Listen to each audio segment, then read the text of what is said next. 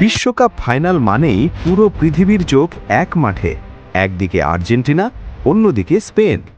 কোটি কোটি সমর্থক ইতোমধ্যেই নিজেদের প্রিয় দলকে বিজয়ী ঘোষণা করে ফেলেছেন। কেউ বলছেন আর্জেন্টিনা জিতবে, আবার কেউ বিশ্বাস করছেন স্পেন এবার ইতিহাস গড়বে।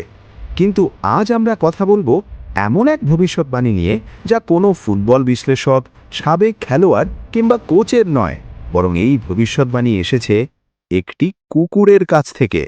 হ্যাঁ, শুনতে অবাক লাগলেও বিশ্বকাপ বা বড় টুর্নামেন্টের আগে প্রাণীদের দিয়ে ভবিষ্যৎবাণী করার ঘটনা নতুন নয়। ফুটবল ইতিহাসে পল দি অক্টোপাসের নাম আজও মানুষ মনে রেখেছে।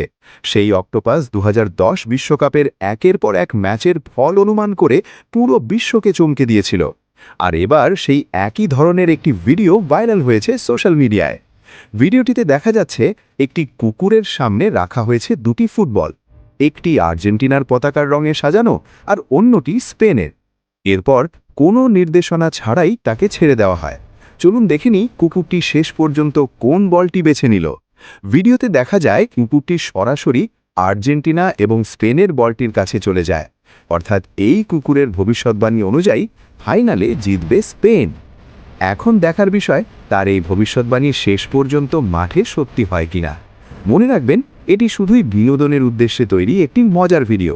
কোনো প্রাণীর পক্ষে ভবিষ্যৎ নিশ্চিতভাবে বলে দেওয়া সম্ভব নয়। ফুটবলের আসল ফল নির্ধারণ হবে খেলোয়াড়দের পারফরমেন্স, কৌশল, পরিশ্রম এবং মাঠের 90 মিনিটের লড়াইয়ে। তবুও এমন ছোট ছোট ভিডিও ফুটবল প্রেমীদের উত্তেজনা আরও বাড়িয়ে দেয়। এবার আপনার মতামত জানার পালা।